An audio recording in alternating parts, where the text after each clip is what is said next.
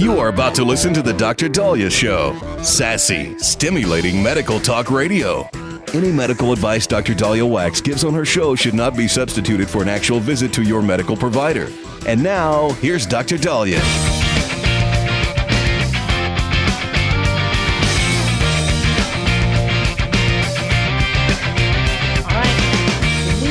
Dr. Daliah Show. Thank you all for tuning in. 1-877 Dr. Daliah, 1-877 DOCDALI. So this morning we learned that there were multiple people injured as well as fatalities after somebody opened fire on a Dallas ice facility. And we're getting more information as the day progresses.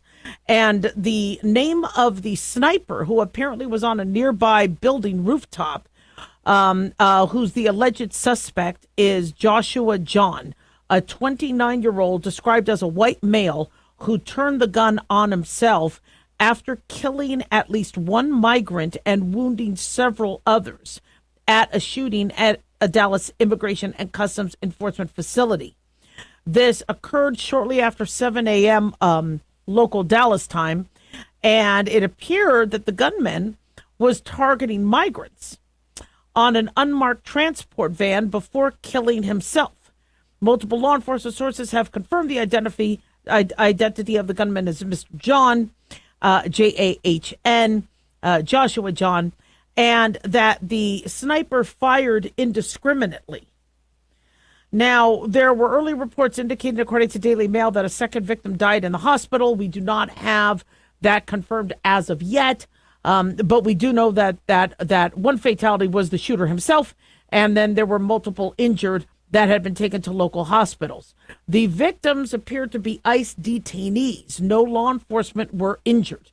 When this first happened, and I heard that migrants were shot, the first thought I had was this somebody who did not want the migrants to be apprehended and questioned, and is this a part of a cartel or drug ring or gang, related shooting? And it was pretty frightening to hear that something like this could happen, especially people in the vulnerable state of, being handcuffed and being brought into custody, not being able to defend themselves, let alone our ICE agents who are constantly bombarded with attacks and assaults and threats, especially as Governor Newsom, the smartass that he is, said, "What are you hiding from? Uncover your faces." And this exemplifies how sick society is and how dangerous a time it is, especially for individuals trying to enforce the law, and for those that are trying to address the mess that Biden and Kamala Harris gave us with such open borders. So we don't have the motive yet as to why the gunman was shooting at migrants. As the story evolves, we'll keep you posted. But from what we understand, according to FBI Director Kash Patel, that bullets were found by the shooter's body and were engraved with anti-ICE messages. And some of the bullets even read anti-ICE. It's a new trend for shooters to mark their casings and message others on their bullets. It's helpful for detectives to see this, because in the olden days people would just shoot and kill, and you had to guess what the motive was. With somebody shooting at migrants, my first thought was some of these individuals could have been related to gangs or an entity where somebody didn't want them to speak. Also, a thought is, was somebody shooting migrants because they are individuals who came across, illegally with criminal backgrounds, but less likely. But it looks like anti-ICE messaging were engraved on the bullets that were found on the shooter's body. The gunman opened fire from an elevated position, we believe a rooftop on a nearby building next door, while migrants were inside a transport van. They believe he was found on the roof of a nearby immigration attorney's office. So the investigation is ongoing. They're still trying to hone in on what the exact motive would be, but the anti-ICE motive, where the victims are migrants, is a little confusing.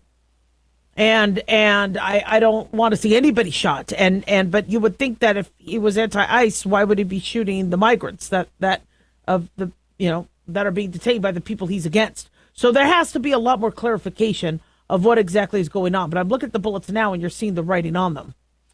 Texas Attorney General Ken Paxton wrote on X that the shooting represented an attack on ICE and law enforcement, and they say they are going to continue to do everything in our power to combat the alarming increase of targeted attacks against ICE and all law enforcement by evil, twisted individuals.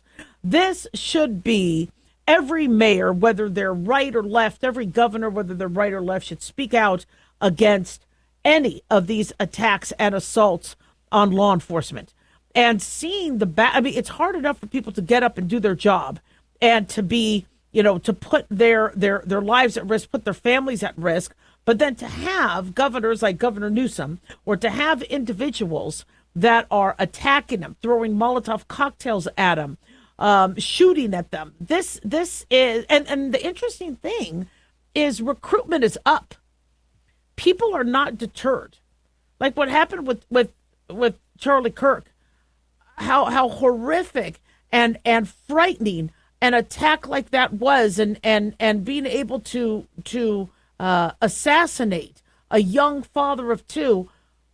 People are not deterred as it pertains to free speech and urging discourse and debate on college campuses, and urging people to, not be afraid to turn to faith. The more we see this, the more charged we get, and the more we realize we need to fix society. It's gonna get worse before it gets better, and that's unfortunately the sad truth. It should not be the way this is. And I, seeing migrants get hurt is heartbreaking. Seeing anybody shot because somebody decides to politically disagree with something that's going on is disgusting. But this is the life we live in right now. 1-877 Doc Daliah.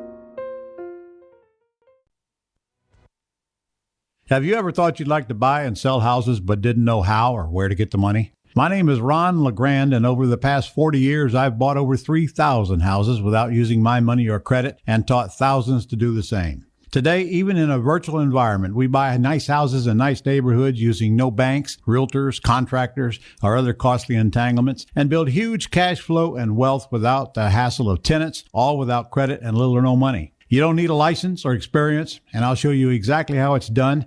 Text FREE to 99799, and I'll send you my free training. I promise you I'll change the way you think about real estate and open the door to a new lifestyle that doesn't involve risk or rehabs and can quickly replace your current income. Text FREE to 99799, and let me show you how to take your life back and build cash flow and wealth from your home. That's FREE to 99799. Again, FREE to 99799. Dr. Daliah here. Are you tired, burned out, gaining weight, succumbing to the daily pressures of life? Well, how's your dopamine doing? How you feel right now, how you'll feel an hour from now, and how you'll feel next week is completely reliant on your dopamine. Our daily motivation and willingness to push through challenges depends on the intricate chemical process dopamine provides. Christian Kalikas and I created Deploying Dopamine, a book that tells you what dopamine is, when it dysfunctions, and how to successfully deploy it when needed. Find Deploying Dopamine on Amazon today. Check it out. Carl Amari here to tell you about our newest website for old-time radio lovers. It's 100radioshows.com. At this site, there are 5 old-time radio shows waiting for you to download free as our gift to you, and be sure to browse the additional 700 old-time radio shows available to you for 70% off by using the promo code RADIO at checkout. This is a limited-time offer, so log on to 100radioshows.com. That's 100radioshows.com.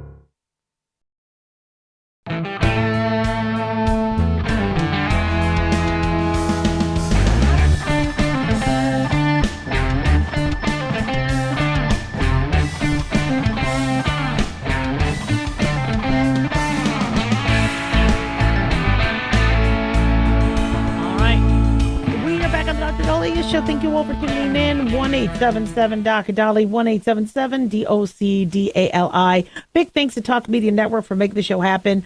Big thanks to Daniel, our producer, and big thanks to you all for tuning in. We really do appreciate it. Don't forget to follow us on Twitter or X at Dr. Daliah, Facebook, The Dr. Daliah Show, and on YouTube, click like and subscribe. So in the last few days, there have been a bunch of videos that we've seen online of women who are pregnant popping Tylenol on the video, doing this in defiance of Trump and the FDA. And I think that's ridiculous. Okay.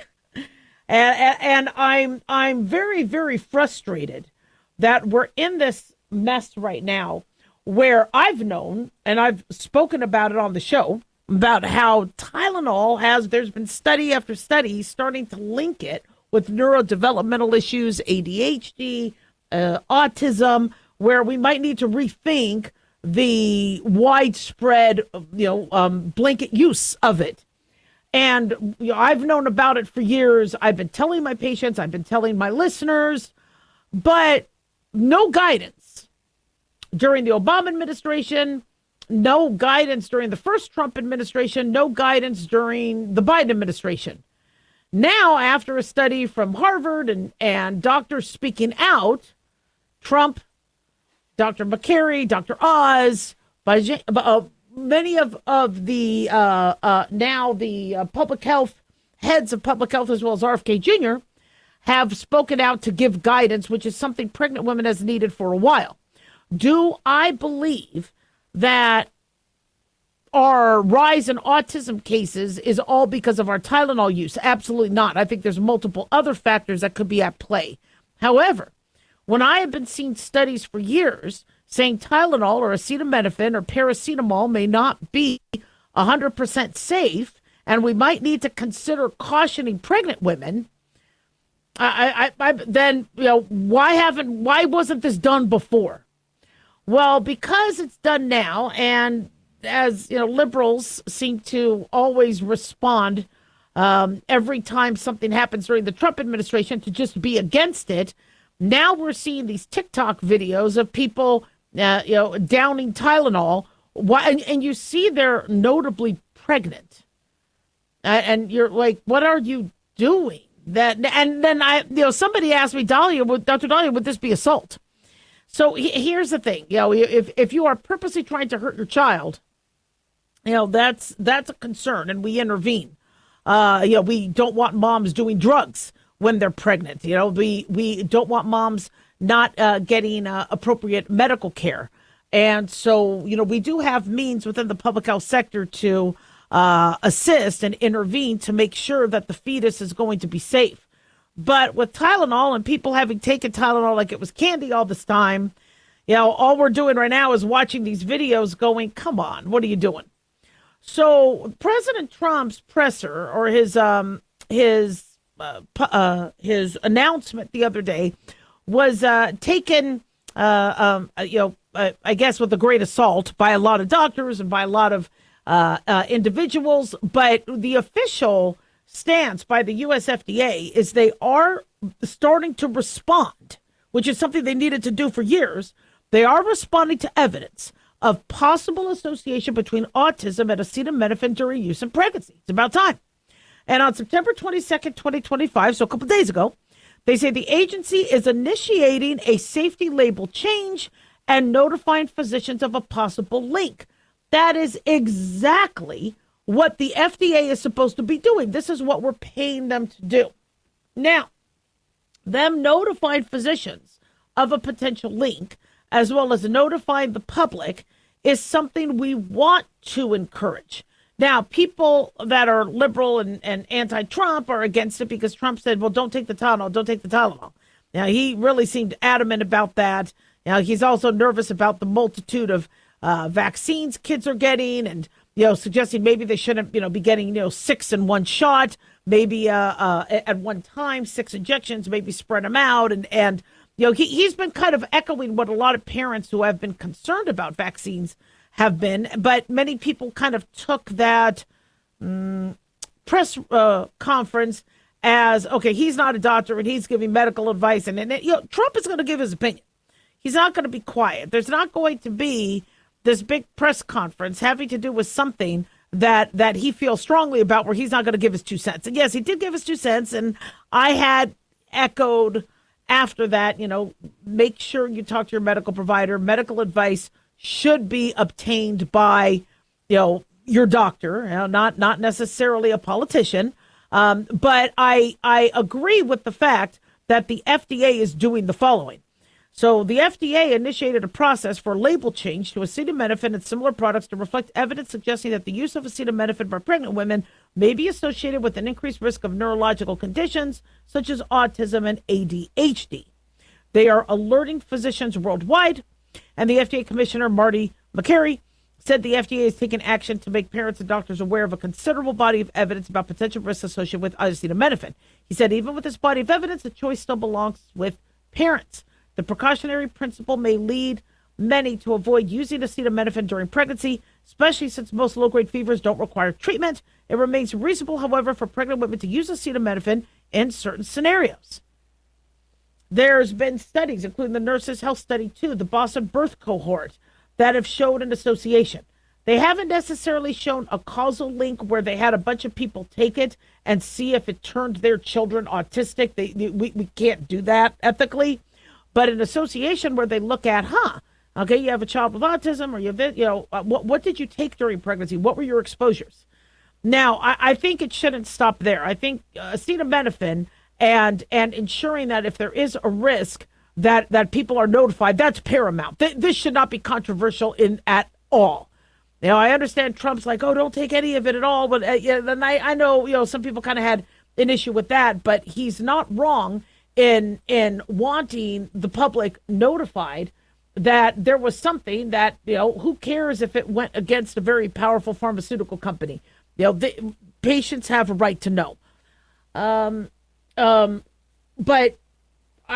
the startling rise in autism, there's something we're doing wrong. When you look at the numbers between now and the 90s and the 80s and the 70s, and people are saying, but Dr. Daliah, we're reporting it more.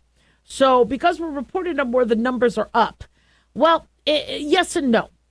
If we are reporting mild cases, and this 1 in 31 kids on the autism spectrum include very, very mild cases that we might not have recognized in the 80s and 90s, there is a point that the numbers are rising because of better detection. On the other end, if you're looking at severe autism cases, if somebody had a severe autism case, now they might not have been diagnosed with autism. They might have been diagnosed with a term that we no longer use because it's not politically correct. But those patients didn't blend into society. They were, it was pretty apparent that those children were suffering. And so you would not necessarily have, shall we say, lacked the numbers or the data collection, because those individuals who had severe autism would have been documented. There's no way to hide that fact because they wouldn't have been able to integrate in school. And so the number of severe autism patients is on the rise. So this isn't just a data collection issue. So then what are we doing differently than we did in the 80s and 90s? Well, we do have more vaccines, which is why the vaccine topic has come up, because people are asking, my child used to not get 6 shots in his little thigh. Is there a relationship? Well, study after study has shown that vaccines are not turning kids autistic, that autism is a genetic cause. However, now studies are looking at, well, is there also other environmental factors? If vaccines don't cause autism, are some individuals sustaining a side effect that causes a neurological sequelae that might mimic autism? So these are things that now they're studying. And I want parents comfortable and trusting of what we recommend. I think our vaccine protocol has saved millions of children from dying of infectious disease. And I want parents to be comfortable with our vaccine protocol. But when we're not being transparent about side effects. And anytime somebody is suggesting, is anybody looking at this risk or this risk? Is anybody, and all of a sudden they get canceled, that makes parents nervous. So, if people are doing videos trying to defy Trump and they're pregnant and they don't need to take the medication, that's not smart. And I would get your OB involved right away. 1-877-DOC-DALIAH.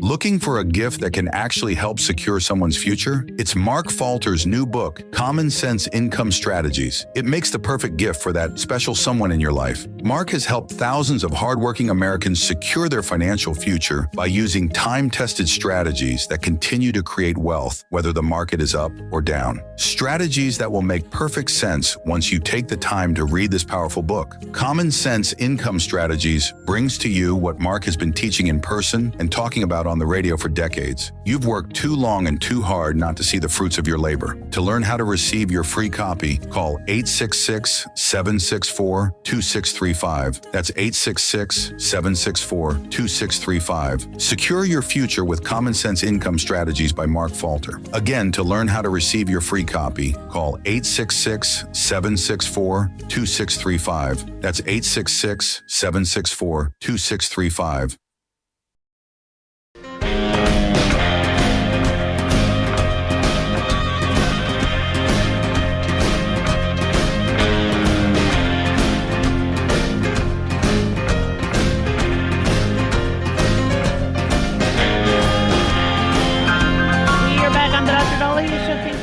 For tuning in, 1-877-DOC-DALIAH, 1-877-DOC-DALI. So I didn't want to admit it, but yesterday when we were looking at the escalator issue, with Trump and Melania, and all of a sudden the escalator, when Melania and Trump get on it, it stops working. You see everything seeming to work all fine, and then they get on it, and you're like, really? And then the teleprompter doesn't work. And then we're also told that I think Carolyn Levitt had said that they were messing with his audio. Really? This bothers me so much because I have never seen one man targeted so much. 2 assassination attempts. 2, the financial, the court cases and all the fines and the levies and the judgments against him. I've never, let the man and his wife walk into the UN in peace. And so when I saw that the elevator stopped and then I saw the teleprompter not working, I was like, did that happen for anybody else? If it didn't happen for anybody else and only him, I'm sorry, that raises some red flags. So White House Press Secretary Carolyn Levitt has called for the firing and investigation of those responsible for the stalled escalator that did not carry President Donald Trump, the First Lady Melania Trump, to the United Nations General Assembly. And she said if somebody at the UN intentionally stopped the escalator as the President and First Lady were stepping on, they need to be fired and investigated immediately. And you see people making jokes about this online, but, have you ever been on an escalator that malfunctioned? You could fall. You could fall and break your neck. This is not cool. This is it's not, and let's say the UN is innocent in all of this. Let's say, okay, they had issues with the teleprompter. They had issues with an escalator. They had issues with the volume. Really? You're the UN. You have money. You have access to tech from all countries. You're in the greatest city in the world. You're in the biggest city in the world. And really, you're having all these problems. What does that say about you? I think the Times of London reported that UN staffers were joking that they may switch off the escalator before this happened. So it does sound like sabotage. That's ridiculous. trying to trip them up, trying to interfere with their speech. And again, read the room. He's popular. That's what I don't get. Countries need his support. Countries want his support. They want America's money. They want to know America is their ally. Now, the Americans are really happy that the border is secure. That, the economy, the stock market's going up. These are, which choir are you preaching to? Trying to fight with what, well, interestingly, one of the biggest developments that happened out of yesterday was Trump's position on Russia. They call this a flip-flop, but I look at it as a new strategy. President Donald Trump said on Tuesday that Ukraine, with the support of the European Union and NATO, can actually win back its territory captured by Russia since the beginning of the war in Ukraine. Now, he has, for years, said the war needs to stop. He wanted to have this war stop before he even entered office. He wanted to get the Nobel Peace Prize for that, but I think he already is qualified for the Nobel Peace Prize with all the other wars he's stopped. But he had a meeting with Ukrainian President Vladimir Zelensky on the sidelines of the United Nations General Assembly. And he says, I think Ukraine, with the support of the EU, is in a position to fight and win all of Ukraine back in its original form. Trump even mentioned NATO. With time, patience, and financial support of Europe, in particular, NATO, the original borders from where the war started, is very much an option. And he took aim at Russia, who has been pissing him off for the last few weeks, saying it has been fighting the war aimlessly and looks like a paper tiger. I guess a paper tiger is someone or something that appears intimidating, but because it's made of paper, it's not much of a threat. So this war that started in February 2022 has gone on and gone on, and Ukraine has held their own with the help of the U.S., with the help of allies. And so many of us were in support of Trump saying, all right, this has to end, this has to stop. But the summit and the meeting with Putin didn't turn out to make Putin budge. And we had predicted that Putin will be overthrown or maybe killed if he doesn't come back with a win. So he has really no incentive for this war to end. He stays in power as long as the war goes on. So what does the world do while this happens? If everybody wants to save money and pull out, Ukraine can fall. And people do not want Russia to win on this. They invaded, they took over, raped, displaced, murdered, just horrific things to the Ukrainians, and they win. So the decision that has to be made is who now, puts the money up. Well, Trump has very, I think, strategically, gotten more countries involved so that we put in less. He says he's still going to support Ukraine, but I love the idea of, okay, guys, now it's on you. You really want Ukraine to win? You want, all right, well then, pony up the dough. But when he said that, Trump said that the war would have taken a real military power less than a week to win. He said Ukraine would be able to take back their country in its original form, and who knows, may even go further than that. Putin and Russia are in big economic trouble, and this is the time for Ukraine to act. Now, I don't know how exhausted Ukrainians are. I don't know how depleted they are. 3.5 years of a war that has demolished and caused them to lose so many of their young men and women. But Trump finished his post on Truth Social saying, in any event, I wish both countries well. We will continue to supply weapons to NATO for NATO to do what they want with them. Good luck to all. So Zelensky is grateful to President Trump for the strong cooperation. Kremlin spokesperson said Russia would continue to pursue its war aims in Ukraine to ensure their interests and achieve their goals. But interesting to see Trump's position change. So why? Is it that he is tired? Does he have other things he needs to work on? Is this a distraction so he could work on other issues? Just say, you know what? I'm not going to spend time on Russia right now. We got bigger fish to fry. Or is it that he wants to make these other countries start to spend more? These other countries have not been ponying up the dough. And seeing them now have to take a more active role, that might actually change the course of things. I like Ukraine. I would like to see them get their land back, but I want to see the war end. But it's a very interesting tactic. You know, I see this with families. I'm going through this with my own family, where one person has to do all the caretaking and the other family members do nothing. And you try to have them get some skin in the game and they don't. And so there's not a lot of strategies the person who's getting overwhelmed can take, except, there's going to be a vacuum, fill in the void.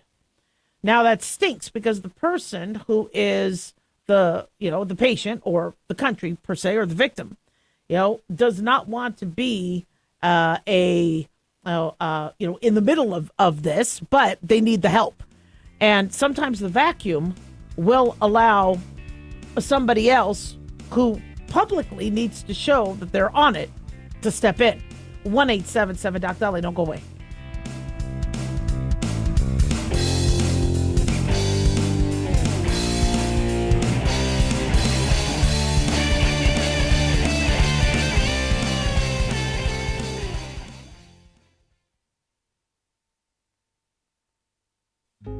Hey guys, it's Clyde. We've had a lot of requests for Ground Zero merchandise, so we put together an online store with a big variety of high-quality items. I'm really excited to let you know about these things. We have a lot to offer you and your loved ones. In addition to our regular apparel, such as t-shirts, beanies, hoodies, and hats, we've expanded our product line with posters, flags, aprons, mugs, and a whole lot more. We also have Ground Zero collectibles, along with a limited edition of items like a Clyde Lewis canvas portrait, a Ground Zero embroidered jacket that will certainly make for great gifts and for interesting conversations with family and friends. And we now offer publications such as Ron Patton's book about mind control, MK Zine, and back copies of the official magazine of Ground Zero while it was in print. Paranoia, the Conspiracy Reader, also coming in 2023, are updated and revised books that I've written. There's a secure and easy-to-use shopping cart for your purchases. So shop today at our official store by going to groundzeromerch.com. Again, that's groundzeromerch.com. Hey guys, it's Dr. Daliah. Fantasy football season is coming, but sadly, too many of you are taking the bench while the country takes part in one of the most exciting and lucrative industries out there. Don't know how to play? Well, huddle up and listen. Paul Kalikas and I have written a fantasy football pocket guide for beginners. This book walks you through the basics and shows you how simple and lucrative joining or creating a fantasy football team can be. Read our fantasy football pocket guide for beginners found on Amazon or follow the links on X and Facebook. That's Fantasy Football Pocket Guides for Beginners. Don't be left out. Increase fuel economy up to 7.9% with Hot Shot Secret Gasoline Extreme, the solution to maximize your engine's performance and fuel economy. Whether you're driving a sports car or a daily commuter, Gasoline Extreme is specially formulated with PEA to deep clean. Don't settle for an average driving experience. Upgrade to Hot Shot Secret Gasoline Extreme and go further on each tank. Order now on Amazon or HotShotSecret.com. Hot Shot Secret, powered by science.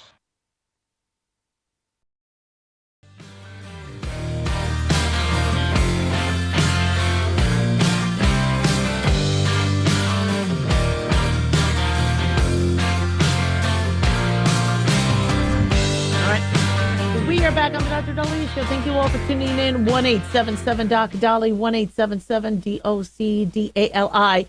So you're going to be hearing the term nightmare bacteria. These terms really drive me crazy. I mean, media is wording things just so they get clickbait, and it drives people crazy because they're like, does this bacteria give me nightmares? Now, it's terminology drives you crazy. But nightmare bacteria.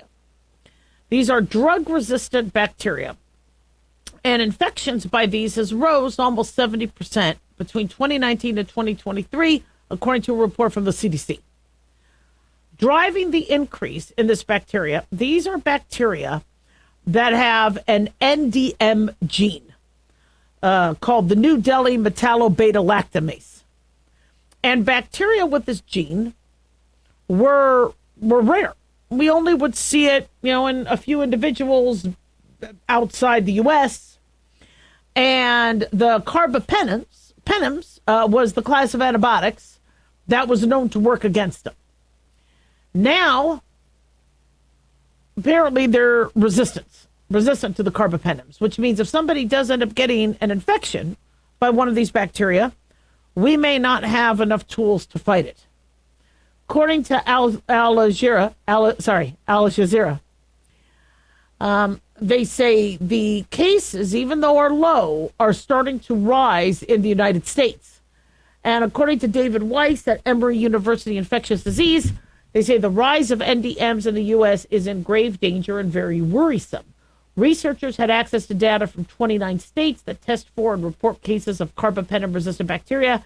They said there were 4,300 cases of the resistant bacterial infections in 2023. 18 of them were the NDM gene variety. So microbial resistance is something that is plaguing all of us. When you guys get mad at your telemedicine doctor for not giving you an antibiotic, and they say, well, we're doing something called antibiotic stewardship, and you're like, okay, well, what are you talking about?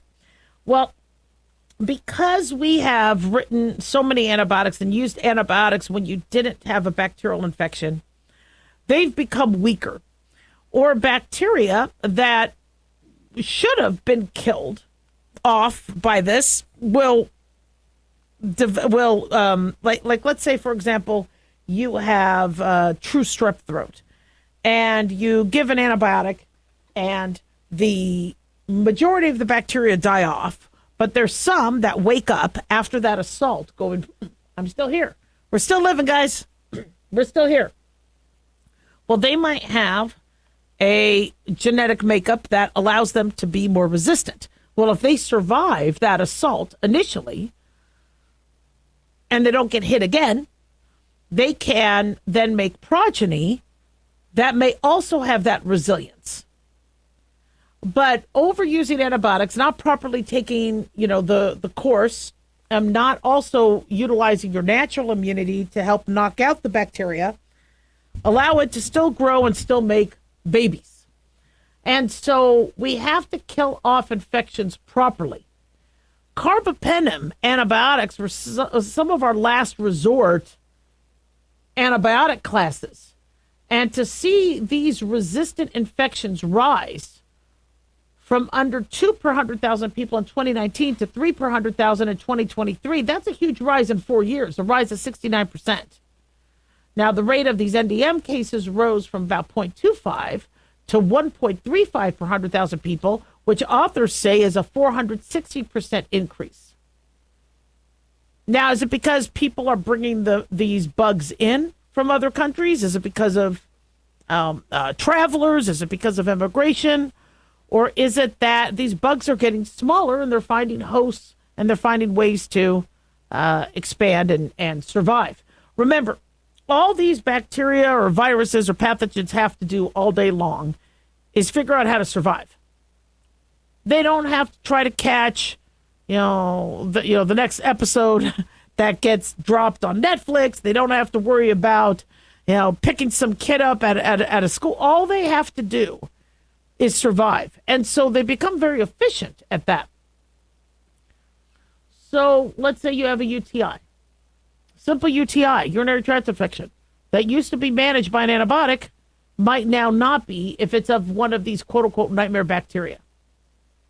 Now, another thing that we're having a big issue of are individuals who are thinking they have a bacterial infection, calling telemedicine, getting antibiotics, and not getting better. And then wasting the antibiotics that could have been used for somebody else and possibly contributing to resistance. I'm old school where I really like to confirm that somebody has a bacterial infection before they get an antibiotic. But nowadays, people don't want that. They go, look, I don't feel well. Give me an antibiotic so I feel better and I can move on. And I get that. We're busy. Going to a doctor is expensive. People they lost their doctor after Obamacare. They don't have their doctor anymore. And if they do try to get in, they can't get in for months. So trying to go into urgent care is very costly. So they want to call telemedicine and just get the antibiotic. Well, if it looks like something that we can confirm, needs to be treated with an antibiotic, we treat it with an antibiotic online. But an issue we're having is we're overprescribing online now too.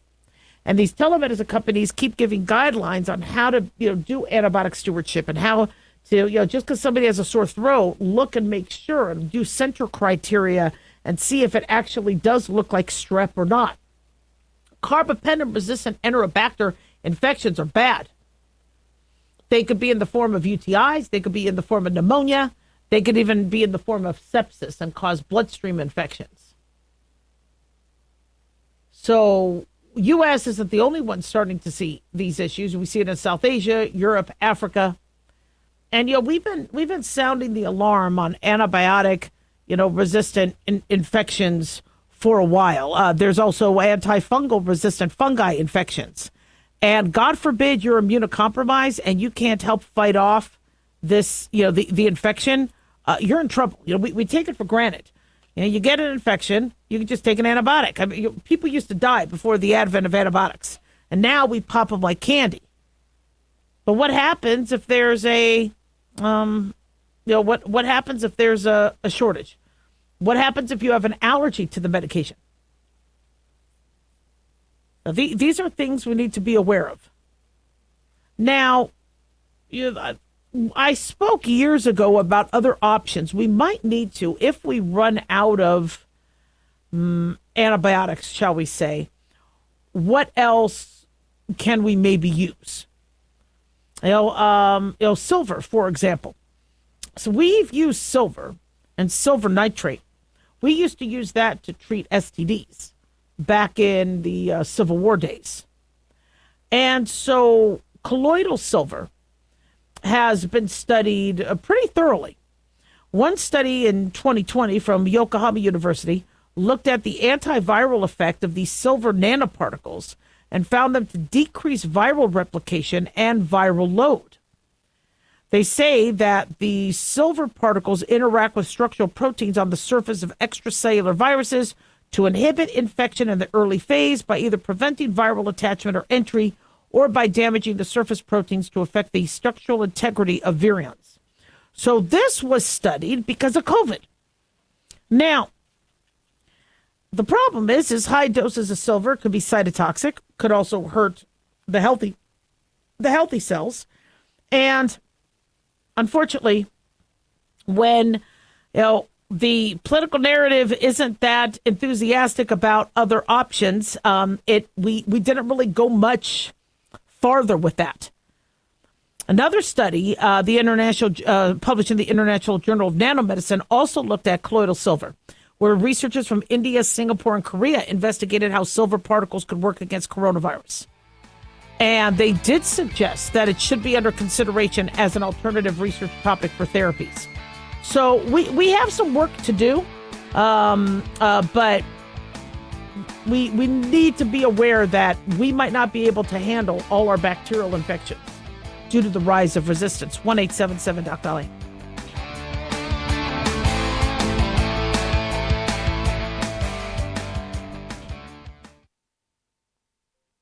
Looking for an easy read that can actually help secure someone's future? Pick up a copy of Mark Falter's book, Common Sense Income Strategies. For the past 30-plus years, Mark has helped thousands of hardworking Americans secure their financial future by using strategies that continue to create wealth, whether the market is up or down. Strategies that will make perfect sense once you take the time to read this powerful book. Common Sense Income Strategies brings to you what Mark has been teaching in person and talking about on the radio for decades. It's not rocket science, it's a pretty easy read. You've worked too long and too hard not to see the fruits of your labor. Common Sense Income Strategies is available now on Amazon or by calling 866-764-2635. That's 866-764-2635. Common Sense Income Strategies by financial fitness show host Mark Falter. Secure your financial future today.